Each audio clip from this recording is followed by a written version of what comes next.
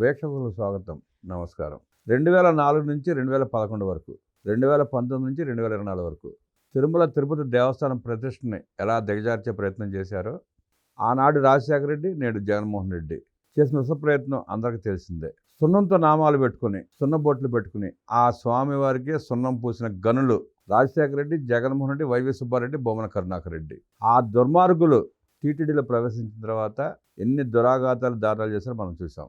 లడ్డూలో కల్తీ నెయ్యి, పరకామణిలో దొంగతనాలు, టీటీడీ భూములు దొంగతనంగా ఆక్రమించుకోవడం, అమ్ముకోవడం, ఆఖరికి గోశాలలో గోవులు తినే ఆహారాన్ని కూడా కల్తీ చేయడం, ఆ గోవుల మరణాలు కారకులు కావడం, ఇన్ని దురాఘాతాలు దుర్మార్గాలు చేసి సుప్రీంకోర్టు దాకా వాళ్లే వెళ్ళి సిబిఐ కావాలి మాకంటూ కోరిన నేపథ్యంలో సుప్రీంకోర్టు సిబిఐ సిట్తో కలిపి ఒక సిట్ ఏర్పాటు చేసింది. ఆ సిట్ వేగవంతంగా ఒక్కొక్క కేసు బయటకు తీసి వాళ్ళ దుర్మార్గాలు బయట పెడతా ఉంటే బొమ్మన కరుణాకర్ రెడ్డి, సజ్జల రామకృష్ణారెడ్డి లాంటి వాళ్ళు బయటకు వచ్చి మళ్ళీ మైకుల ముందుకు వచ్చి ప్రభుత్వం కక్ష సాధింపులు, దొంగ కేసులు అంటూ దొంగ ఏడుపులు ఏడ్చే ప్రయత్నం. సుబ్బారెడ్డి సుప్రీంకోర్టుకి వెళ్ళి సిబిఐ విచారణ కావాలని కోరిన మీదట వీళ్ళిద్దరూ అలా మాట్లాడటం గల కారణాలు ఏంటి? వాళ్ళ అబద్ధాలకు అంతు పొంతు లేదా?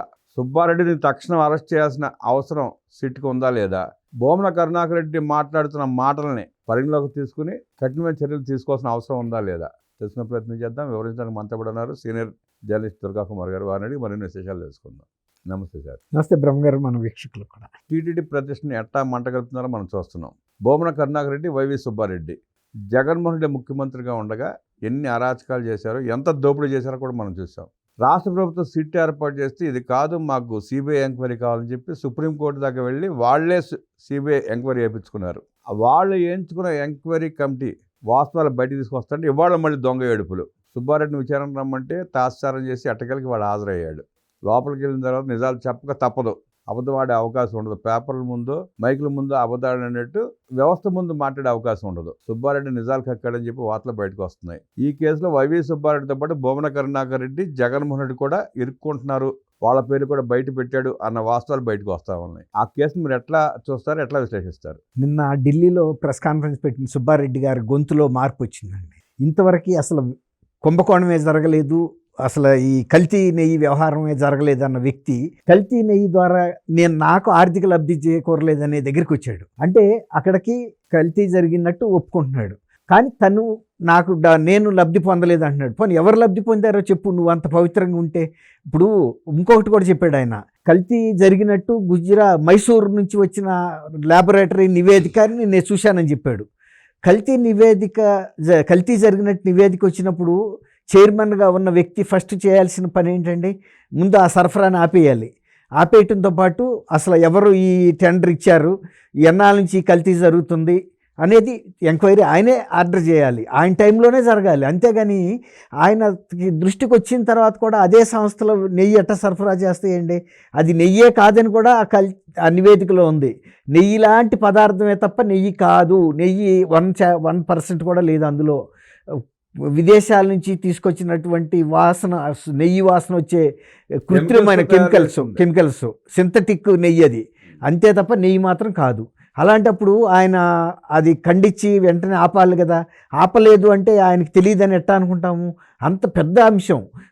నెయ్యి దాంతోనే లడ్డూలు చేస్తారు, తర్వాత శ్రీవారికి అనేక సేవల్లో ఉపయోగిస్తారు, ఇతర పదార్థాలలో కూడా ఉపయోగిస్తారు నెయ్యి. వైష్ణవాలయం, శ్రీవారి ఆలయంలో చాలా ఎక్కువ, దాదాపు ఒక 350 కోట్ల రూపాయల ఏడాదికి నేతి మీదే జరుగుతుంది అనేది ఒక అంచనా ఉంది. అలాంటప్పుడు అలాంటి పరిస్థితుల్లో ఈయన సుబ్బారెడ్డి గారు నాకు అందకపోలేదు అని అన్నందువల్ల ఎవరికి అందిందో చెప్పాల్సిన బాధ్యత చైర్మన్గా ఆయనకు ఉంది. పని నువ్వు తీసుకోలేదు, నిజంగానే నువ్వు నీతిమంతుడివి, శ్రీవారి సొమ్ము ముట్టుకుంటే ఏదైనా అరిష్టం జరుగుతుంది, అందులో ధర్మారెడ్డి గారు అంశంలో ఆయన చూశాడు కాబట్టి అలాంటి భయం మూలాన ముట్టుకోలేదు అనుకుందాం. కానీ నీ దగ్గర కల్తీ నివేదిక జరిగినట్టు రిపోర్ట్స్ వచ్చినప్పుడు మరి ఎందుకు సైలెంట్గా ఉన్నట్టు? నీకు లబ్ధి కాకపోతే పని నీ ఇష్టలకి, లేకపోతే నీకు సంబంధించిన ఇతరులు లాభపడ్డారా పని అదన్నా చెప్పు, అంతే తప్ప చిన్నప్పకి ఏం సంబంధం లేదంటాడు. 6 కోట్ల రూపాయలు పడితే అతను చెప్పలేని పరిస్థితి కదా. ఇప్పుడు నీకు ఎక్కడి నుంచి పడితే బాబు, నీకు బాగా గవర్నమెంట్ నుంచి వచ్చే అలవెన్సులు కానీ శాలరీస్ కానీ 5 సంవత్సరాల పాటు కలిపితే ఒక 65 లక్షల దాకా వస్తాయి అనుకుందాం. నీకు ఒక్కసారిగా 6 కోట్లు ఎట్టపడినాయి అని అంటే అతను చెప్పలేకపోయాడు కదా. బ్యాంకులో నగదు ఉండటంతో పాటు హైదరాబాద్ లాంటి మహానగరాల్లో స్థలాలు, అదే మరి కాబట్టి ఇది వాళ్ళ సుబ్బారెడ్డి గారు ఒకటేంటంటే ఆయన తర్వాత ఇంకోటి మాట్లాడుతున్నాడు 2014 నుంచి 19 వరకు కూడా జరిగిన దాని మీద నివేదిక ఆయన మరి అక్కడ సుప్రీంకోర్టుకి వెళ్ళాడు కదా, సుప్రీంకోర్టుకి వెళ్ళి సిబిఐ ఎంక్వైరీ అడిగినప్పుడు 2014-19 నుంచి కూడా అప్పుడు అడగాలి కదా, అప్పుడు అడగలేదు. తర్వాత ఆయన చైర్మన్గా 5 సంవత్సరాల పాటు ఆయన కానీ కరుణాకర్ రెడ్డి కానీ ఉన్నారు. వీళ్ళ టైంలో ఆ ఎంక్వైరీ ఎందుకు వేయించుకోలేదు? చీఫ్ మినిస్టర్గా ఉన్న వ్యక్తి వాళ్ళ కొడుకు వరుస అయ్యే జగన్మోహన్ రెడ్డి గారే కదా. జగన్మోహన్ రెడ్డి గారు అంత చీఫ్ మినిస్టర్ పోస్ట్లో ఉన్నప్పుడు కల్తీ నెయ్యి జరిగింది 14-19లో అని ఎంక్వైరీ చేయించాల్సింది. ఎవరు ఆపారు? కాబట్టి ఇవాళ తను మీద బురద పడితే దాన్ని తీసి ఇంకొకరి మీద వేయటానికి ప్రయత్నిస్తున్నారు తప్ప. తర్వాత ఇంకోటి చంద్రబాబు నాయుడు గారు ఫస్ట్ ఈ కల్తీ జరిగిందని చెప్పినప్పుడు కూడా ఆయనకి లేనిపోయిన రాజకీయాలు ఆపాదించారు.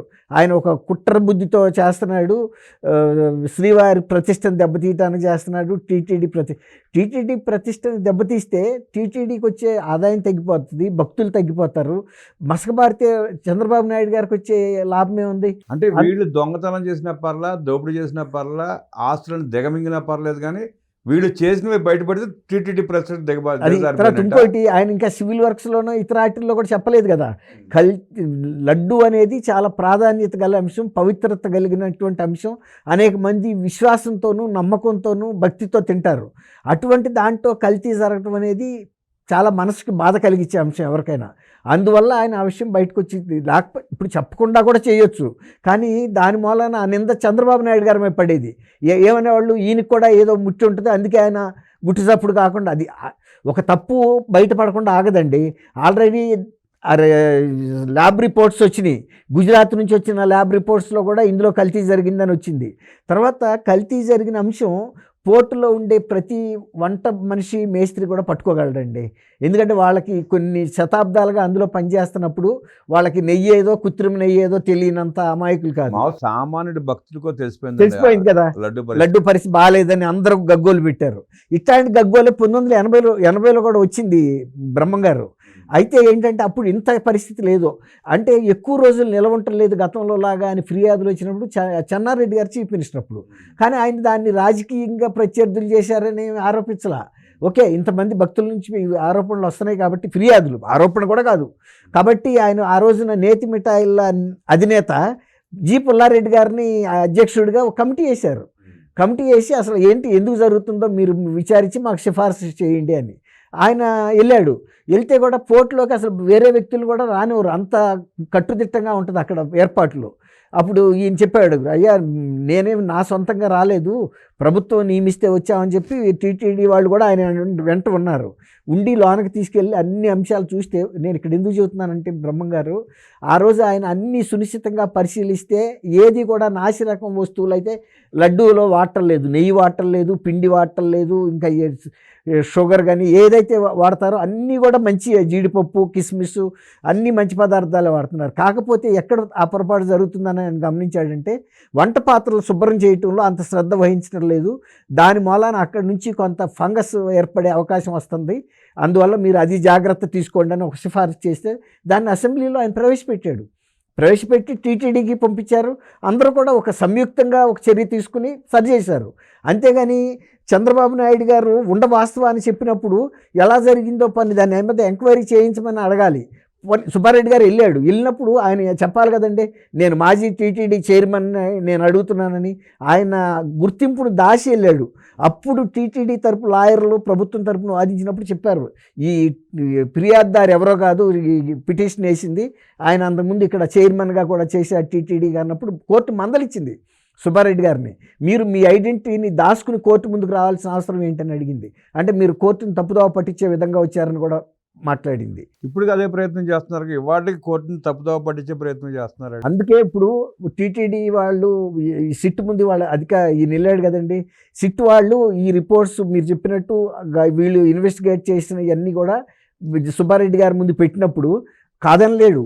ఇప్పుడు గతంలో అవినాష్ రెడ్డి కూడా వివేకానంద రెడ్డి గారి హత్య కేసులో నాకేం తెలియదు అన్నప్పుడు గూగుల్ టేక్అవుట్ తీసి ఆ పర్టికులర్ టైంలో ముందు వెనక మర్డర్కి ముందు వెనక ఇదిగో మీ ఇంట్లో ఉన్నట్టు ఈ నంబర్లు ఈ వ్యక్తులకు చెందిన నంబర్లను చూపించేటప్పటికి ఆశ్చర్యపోయాడు, విస్మయం అసలు ఏం మాట్లాడలేని పరిస్థితి. అట్లాగే ఎవరైనా ముందు వాదించడం వేరు, వాస్తవాల ముందు పెట్టినప్పుడు ధర్మారెడ్డి గారు కూడా కాదని లేని పరిస్థితికి వచ్చాడు, ఒప్పుకున్నాడు ఆయన కూడా. ధర్మారెడ్డి కానివ్వండి, సుబ్బారెడ్డి కానివ్వండి, జగన్ రెడ్డి కానివ్వండి, సజ్జల రామకృష్ణారెడ్డి కానివ్వండి, ఎవడన్నా కానివ్వండి, దొంగని ఎట్టా ట్రీట్ చేస్తారో ఈ దొంగలను కూడా అలాగే ట్రీట్ చేస్తే ప్రజాధనం వృధా కాకుండా వెంటనే పరిష్కారం దొరుకుద్ది. ప్రజాధనమే కాదు, అక్కడ ఒక పవిత్రత, ఒక శ్రీవారు అనే ఆయన కలియుగ దైవంగా. అవును, అలా కాకుండా సార్ మీరు రండి కూర్చోండి 2 గంటలు మా దగ్గర ముందు కూర్చోండి, మీరు చెప్పింది మేము రాసుకుంటాం, మీరు వెళ్ళిపోండి సార్, మేము పిలిచిన మళ్ళీ రండి సార్. అందువల్ల కరుణాకర్ రెడ్డి గారు నిన్న ఎంత వ్యంగ్యంగా మాట్లాడుతున్నాడు కదా, దైవాన్ని మాట్లాడుతున్నాడు, దేవస్థానాన్ని మాట్లాడుతున్నాడు, అన్ని కూడా ఆయనకి వ్యంగ్యంగానే ఉంది. నూతిలో కప్పలు అంటాడు, నీళ్ళల్లో మొసళ్ళు అంటాడు, ఆకాశంలో చుక్కలు నీళ్లు అంటాడు.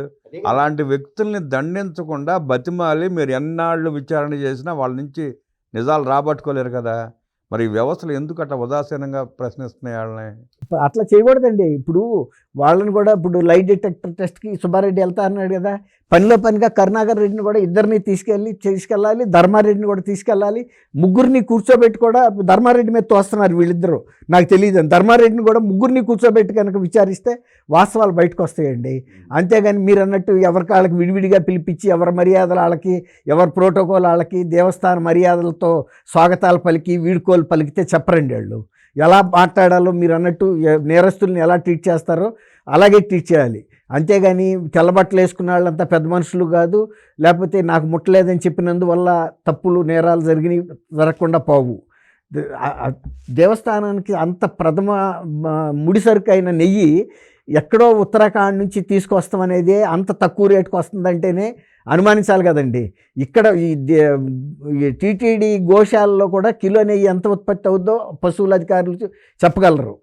అట్లాంటిది అంత తక్కువ రేటుకి ఆడు ఇస్తున్నాడు, వీళ్ళు ఒప్పుకున్నారంటే వాళ్ళకి ముందే ఒప్పందం, మీరు నెయ్యి ఇవ్వక్కర్లేదు, నేతి లాంటి వాసన వచ్చే పదార్థం ఏది ఇచ్చినా మీరు మాకు ఓకే అని ఒప్పుకోబట్టే వాళ్ళు ఆ టెండర్ వేయగలిగారు ధైర్యంగా. అదే కనుక ప్యూర్ గీ కనుక తెచ్చి ఇవ్వమన్నారు అనుకోండి, 60 కోట్లు పెట్టి ల్యాబొరేటరీ కూడా కట్టామని చెప్పాడు ఎవరు, సుబ్బారెడ్డి గారు చెప్పినప్పుడు. ల్యాబొరేటరీ 60 కోట్లు పెట్టినప్పుడు ఈ కల్తీ నెయ్యి తీసుకోవటానికి ల్యాబొరేటరీ ఒక్కసారి టెస్ట్ చేసినా తేలిపోయేది కదా. మరి టెస్ట్ చేయకుండా మీ ల్యాబ్ను మూతేసి తాళం వేశారు, ముసుకేశారు. మైసూరు నుంచి వచ్చిన ల్యాబ్ నివేదికనైనా మీరు పట్టించుకోవాలి కదా. మీరు ఉద్దేశపూర్వకంగా జరిగిందండి. ఇతర సంస్థల్ని వ్యవస్థల్ని ఎలా దోసుకున్నారో టీటీడీని కూడా అలా దోసుకోవడానికే ఏరి కోరి ధర్మారెడ్డిని తీసుకొచ్చారు. ధర్మారెడ్డి ఏమైనా సీనియర్ ఐఏఎస్ అధికారా? ఆయనకి ఏమైనా పెద్ద ట్రాక్ రికార్డు ఉందా? ఆయనకి ఏమైనా ఆధ్యాత్మిక చింతన కలిగిన వ్యక్తి? రికార్డు లేకపోయినా వీళ్ళ దోపిడీకి మార్గాన్ని అది ఒక రబ్బర్ స్టాంప్ లాగా పనిచేస్తాడన్న ఒక్క అర్హత తీసుకొచ్చారు. కాబట్టి వాళ్ళు ఉద్దేశపూర్వకంగానే ఒక వ్యూహం ప్రకారం ఈ ఫార్మేషన్ చేశారు. ఎవరిని ఈవోని పెట్టడం కానీ, చైర్మన్ని అన్ని మతస్థులు పెట్టడం కానీ. ఇంతవరకు టీటీడీ చరిత్రలో అన్ని మతస్థులు ఎప్పుడు కూడా చైర్మన్లుగా అవనప్పుడు ఈయనే ఎందుకు పెట్టాల్సి వచ్చింది? నువ్వు వేరే మతస్థులు అవ్వచ్చు. గతంలో ముస్లిం రాజులు పరిపాలించినప్పుడు కూడా టీటీడీ వ్యవస్థలో వాళ్ళు ఎప్పుడు జోక్యం చేసుకోవాలి. ఇంకా పైగా టీటీడీకి వాళ్ళు బహుమతులు ఇవి కూడా పంపేవాళ్ళు నజరానాలు. తర్వాత బ్రిటిష్ గవర్నమెంట్ కూడా ఎప్పుడు కూడా తిరుపతి స్వతంత్ర ప్రతిపత్తి కలిగిన వ్యవస్థలో వాళ్ళు ఏ విధమైన జోక్యం చేసుకోవాలి. ఇంకా పైగా రాణి గారి దగ్గర నుంచి ఇలాగే నజరానాలు అవి కూడా గిఫ్ట్లు పంపించేవాళ్ళు. ఎందుకు? ఒక పవిత్రత కలిగిన కలియుగ దైవం అని చెబుతున్నారు, ఇన్ని కోట్ల మంది నమ్ముతున్నారంటే ఇక్కడ ఏదో శక్తి ఉంది, మహిమ ఉంది, మనం ఇస్తే తప్పు లేదు అని. తర్వాత ఆ వ్యవస్థని భంగం కలగకుండా, గౌరవానికి భంగం కలగకుండా, పవిత్రతకి భంగం కలగకుండా ఇతర మతస్థులు వ్యవహరించినప్పుడు జగన్మోహన్ రెడ్డి గారి హయాంలోనే ఇది జరిగింది. ధర్మారెడ్డి లాంటి వ్యక్తిని ఎక్కడో డిఫెన్స్ ఎస్టేట్ సర్వీసెస్ నుంచి అలా తీసుకొచ్చి మరీ పెట్టి చేశారంటే ఇది ఎవరినన్నా నిద్ర నటించే వాళ్ళని ఎవడో లేపలేడండి. నిద్రపోతే లేపొచ్చు, నిద్ర నటించారు వీళ్ళు. ఒక వ్యూహం ప్రకారం చేసినప్పుడు ఇది ఖచ్చితంగా వ్యూహాత్మకంగా జరిగిన అవినీతి, అక్రమమే. కాబట్టి ఇది గవర్నమెంటు నిర్దిష్టమైనటువంటి టైం ఇచ్చి వాళ్ళకి వీళ్ళ మీద చర్యలు తీసుకునే విధంగా ఆదేశాలు ఇవ్వాలి.